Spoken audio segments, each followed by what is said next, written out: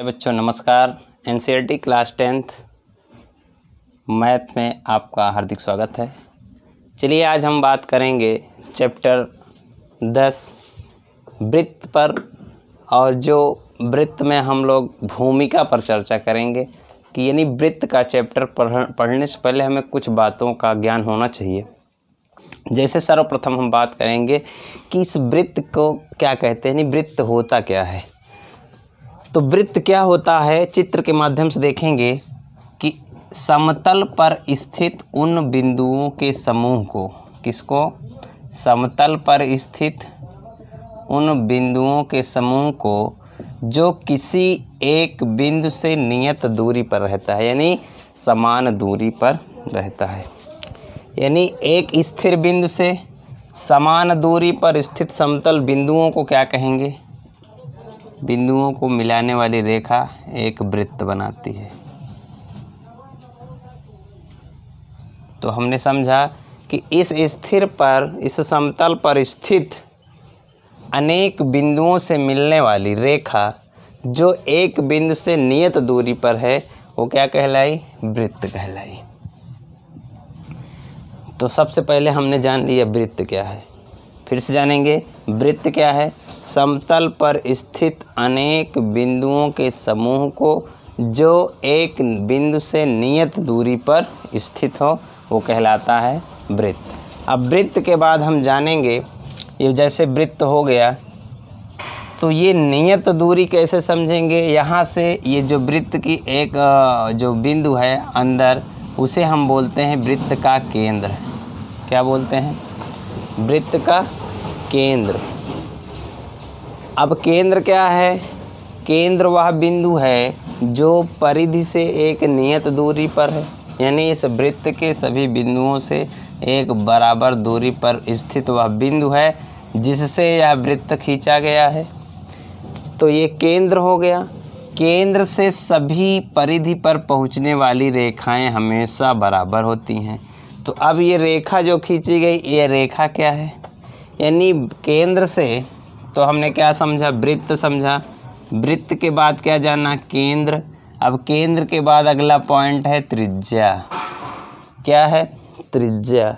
तो त्रिज्या किसे कहेंगे, त्रिज्या केंद्र से परिधि के बीच की दूरी क्या कहलाएगी, त्रिज्या कहलाएगी। केंद्र से परिधि तक की दूरी को त्रिज्या कहते हैं। और केंद्र से तो हर जगह की परिधि, चाहे जिधर चाहे इधर ले जाएं, चाहे इधर ले जाएं, चाहे इधर ले जाएं, चाहे इधर ले जाएं, कहीं भी ले जाएंगे तो केंद्र से परिधि तक की दूरी क्या कहलाएगी बच्चों, त्रिज्या कहलाएगी। तो हमने क्या जाना, वृत्त, केंद्र और त्रिज्या। अब त्रिज्या जानने के बाद हम लोग जानेंगे चाप, या उससे पहले जानते हैं हम जीवा। जीवा क्या होती है, जीवा समझिएगा। किसी वृत्त के, ये वृत्त है बच्चों, किसी वृत्त के दो बिंदुओं को मिलाने वाली, किसी वृत्त के परिधि के दो बिंदुओं को मिलाने वाली वो सीधी रेखा जीवा कहलाती है। जैसे हमने दो बिंदु ले लिया, मानिए हमने लिया ए और बी, इन ए और बी से मिलने वाली सीधी रेखा कहलाएगी परिधि। अब ये परिधि आप सोचेंगे क्या यहीं बनेगी, नहीं। तो दो बिंदु कहीं से भी ले सकते हैं, ए बी ले लिए, यहाँ से ले सकते हैं सी डी ले लीजिए, उसके बाद ई एफ ले लीजिए। यानी कि इस तरह से वृत्त पर दो बिंदु से मिलने वाली वे सभी रेखाएं क्या कहलाती हैं, जीवा कहलाती हैं। अब जीवा में कभी कभी ये प्रश्न आता है बच्चों कि बताइए कि वृत्त में सबसे बड़ी जीवा कौन सी होती है। तो वृत्त में सबसे बड़ी जीवा कहलाती है व्यास। व्यास, अब इसी में आता है प्रश्न, व्यास किसे कहते हैं। तो व्यास भी आपने जान लिया कि वृत्त के परिधि को मिलाने वाली, उन दो बिंदुओं से जाने वाली वो रेखा जो जीवा है, वही सबसे बड़ी रेखा व्यास कहलाएगी। यानी सबसे बड़ी जीवा, वृत्त की सबसे बड़ी जीवा, बड़ी जीवा व्यास कहलाती है, व्यास कहलाती है। अगर देखा जाए तो व्यास जो है डी और एफ व्यास है, और यहाँ पर कोई बिंदु ओ है जिसे हमने क्या बताया था, केंद्र। अब केंद्र से वृत्त की परिधि तक की दूरी बताई गई त्रिज्या होती है। अब यहाँ पर देखेंगे इधर वाली दूरी ये भी त्रिज्या है, इधर वाली दूरी ये भी त्रिज्या है। जब दोनों त्रिज्याएं हैं यानी त्रिज्या त्रिज्या मिल करके क्या बनी है, व्यास बन गई। यानी व्यास बराबर क्या हो गया, दो त्रिज्या यानी त्रिज्या को r से और व्यास को d से, यानी हमें मिलता है d बराबर 2r। या फिर कह सकते हैं कि r बराबर d/2। यानी वृत्त का जो व्यास होता है वो त्रिज्या का दुगना होता है, और त्रिज्या जो होती है व्यास की आधी होती है। यहाँ हमने जाना वृत्त किसे कहते हैं, वृत्त का केंद्र किसे कहते हैं, वृत्त की त्रिज्या क्या है, और वृत्त की जीवा क्या है, और वृत्त का व्यास क्या है। अब आगे हम बात करेंगे चाप की। तो चाप में दो चाप होते हैं, एक होता है दीर्घ चाप और एक होता है लघु चाप। चाप में दो चाप क्या क्या, लघु चाप और दीर्घ चाप। अब लघु चाप और दीर्घ चाप क्या होते हैं, यानी कि जो वृत्त बना है ये चाप से ही बना है। अगर हम एक जीवा यहाँ पर खींच देते हैं जिसका नाम दे दिए ए बी, तो ए बी की नीचे की सर्किल जो है, नीचे जो चाप लगा है छोटा वाला, ये कहलाएगा लघु चाप, यानी छोटा चाप है इसलिए इसे बोलते हैं लघु चाप। और जो बड़ा वाला है सर्किल यानी बड़ा वृत्त जो बन रहा है ये कहलाएगा दीर्घ चाप। इन दीर्घ मीन्स होता है बड़ा, तो बड़ा है तो ये क्या कहलाएगा, दीर्घ चाप। अब हमने जान लिया दीर्घ चाप क्या होता है और लघु चाप क्या होता है। अब समझेंगे हम कि अर्धवृत्त क्या होता है। वृत्त में अर्धवृत्त, जैसा कि नाम से ही आप समझ रहे होंगे, अर्धवृत्त, अर्ध मीन्स आधा और वृत्त मीन्स वृत्त। यानी वृत्त को जब दो पार्ट में डिवाइड कर देंगे तो क्या कहलाएगा, अर्धवृत्त कहलाएगा। यानी वृत्त को आधे पर से हम निकाल देते हैं, आधा ही उसको देखेंगे तो ये क्या कहलाएगा, अर्धवृत्त। हमने आधा वृत्त निकाल दिया, यानी व्यास को दो बराबर भागों में बांट दिया। इस व्यास से हम वृत्त को कितने भाग में बांट दिए, दो भाग में जब अलग कर दिए तो हमें दो वृत्त मिलते हैं, एक वृत्त ऊपर वाला और एक नीचे। यानी दोनों वृत्त मिलकर एक वृत्त बना, और व्यास से जब अलग अलग कर दिए तो हो गया अर्धवृत्त। अर्धवृत्त में आपने क्या जाना कि अर्धवृत्त में एक परिमेय आती है कि जब अर्धवृत्त चाहे ऊपर से लें चाहे नीचे से लें, ऐसे भी ले सकते हैं हम अर्धवृत्त को। जैसे यहाँ से ले सकते हैं, ये आधा हमने कर दिया, इस व्यास से वृत्त को दो पार्ट में अलग कर दिया, ये ऊपर का पार्ट हो गया, ये नीचे का अर्धवृत्त हो गया। अर्धवृत्त पर बना कोण समकोण होता है, हमेशा ध्यान देना है। इस पर अगर अर्धवृत्त के परिधि पर बना कोण समकोण होता है। चाहे जितना कोण बनाएंगे आधे वृत्त पर होगा तो हमेशा 90 डिग्री होगा। तो इस तरह से हमने जान लिया वृत्त क्या होता है। अब वृत्त खंड क्या होता है, जैसे अभी आपने देखा दीर्घ वृत्त लघु वृत्त, उसी तरह से होता है दीर्घ वृत्त खंड। यहाँ से यहाँ तक ये जो दो खंडों में विभाजित है ये भाग लघु वृत्त खंड हुआ। ये तो चाप था बच्चों, लेकिन यहाँ से अगर दो भाग में हम अलग अलग निकाल दे रहे हैं तो ये बनता है लघु वृत्त खंड, और ये ऊपर वाला पूरा भाग बनता है दीर्घ वृत्त खंड। दीर्घ वृत्त खंड, ठीक है। तो इस तरह से आपने वृत्त के बारे में थोड़ा बहुत जानकारी ले ली। अब क्या होता है, दीर्घ वृत्तखंड और लघु वृत्तखंड। इसके बाद एक और आता है त्रिज्यखंड, लघु त्रिज्यखंड और दीर्घ त्रिज्यखंड। त्रिज्यखंड का मतलब जब हम केंद्र से खंडित करते हैं, किसी वृत्त को केंद्र से खंडित करना चाह रहे हैं, जैसे यहाँ देख लीजिए कि एक वृत्त बनाया हमने, वृत्त बनाने के बाद इस केंद्र से ये एक त्रिज्या के रूप में इसको खंडित किया है, ये त्रिज्या इसको काट रही है, तो दो खंड में विभाजित हो गया, इसको निकाल दिया। ये कोण जो बन रहा है, ये इतना पार्ट जो है ये बनेगा लघु त्रिज्यखंड, लघु त्रिज्यखंड, और ऊपर वाला पार्ट क्या बन जाएगा, दीर्घ त्रिज्यखंड, दीर्घ त्रिज्यखंड। इस तरह से हमने वृत्त की भूमिका में बहुत सारी चीज़ें जान ली। अब हम आगे चलते हैं। चलिए देखते हैं हम, यदि कोई वृत्त बना है तो इस पर तीन संभावनाएं हो सकती हैं। पहली संभावना, या फिर जो है यदि इस पर एक रेखा हम खींचते हैं तो या तो वृत्त के पास से होकर गुजरती है, पहली चीज़ वृत्त के पास से होकर गुजरती है, यानी ये वृत्त को अप्रतिच्छेद करती है, प्रतिच्छेद नहीं करती, तो इस रेखा को हम बोलते हैं अप्रतिच्छेदी रेखा, अप्रतिच्छेदी रेखा।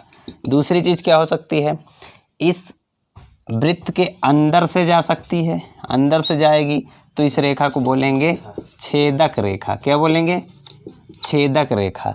अगर वृत्त को एक बिंदु से टच करती हुई जाएगी तो इसे बोलेंगे स्पर्श रेखा। इसी पर हम लोग विचार करेंगे आगे।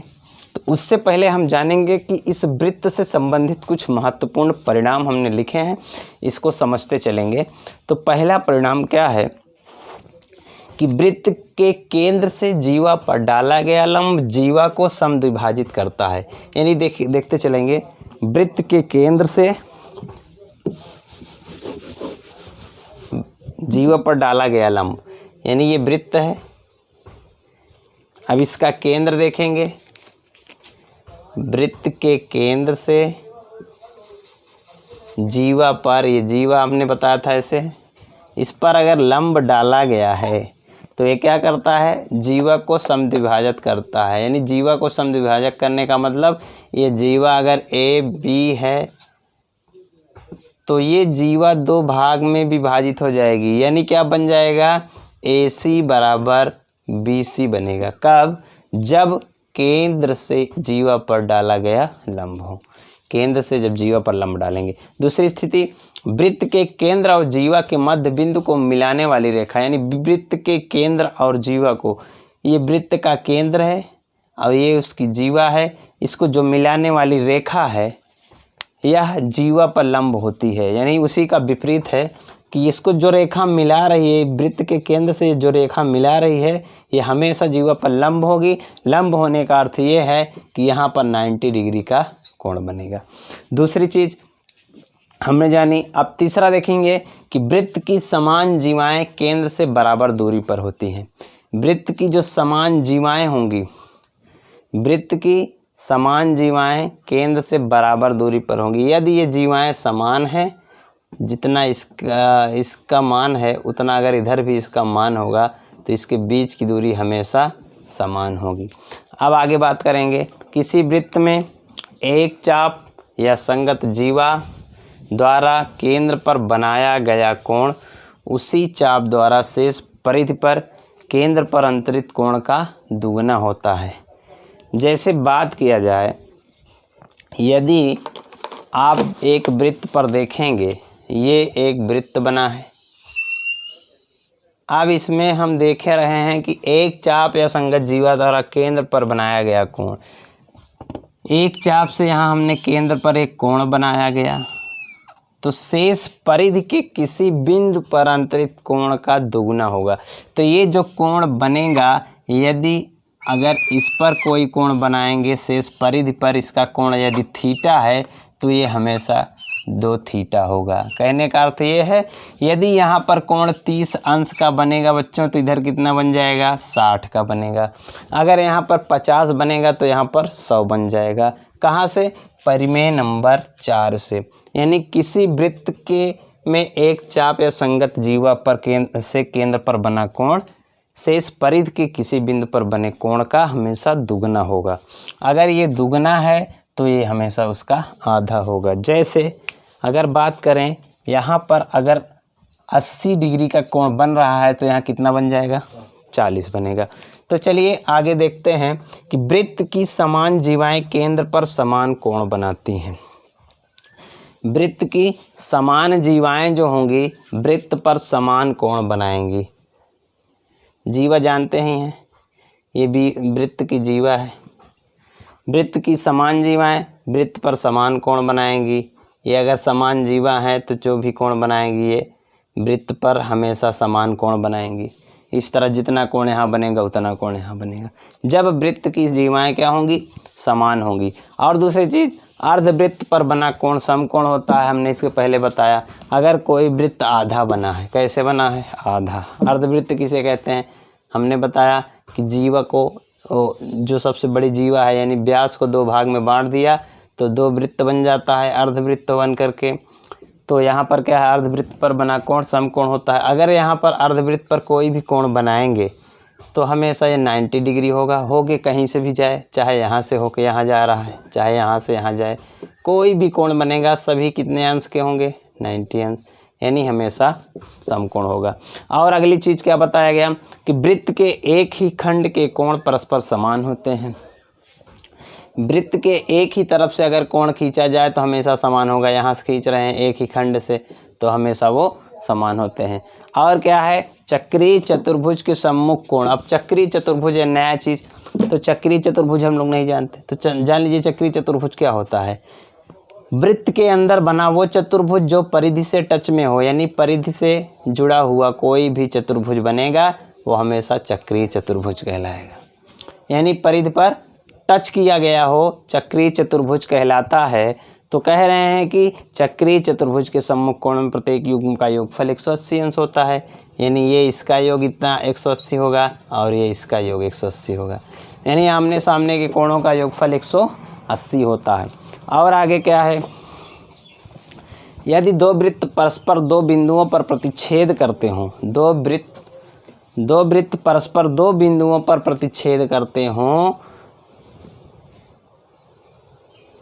इस तरह से 2 बिंदुओं पर प्रतिच्छेद कर रहे हैं तो उनके केंद्र उभयनिष्ठ जीवा पर लंब होते हैं। यानी इनके केंद्र उभयनिष्ठ जीवा पर लंब होते हैं। ये उभयनिष्ठ जीवा है, इस पर लंब होगा इसका केंद्र। तो इस तरह से हम लोग इतना परिमेय देख लिए हैं। इसको आप नोट डाउन करके इसको याद कर लीजिए। इसको जो है कई बार आप लगाएंगे तो समझ में आएगा। अगले वीडियो में हम चैप्टर लेकर आएंगे, सारा चैप्टर मिनटों में ख़त्म करेंगे। तब तक के लिए नमस्कार।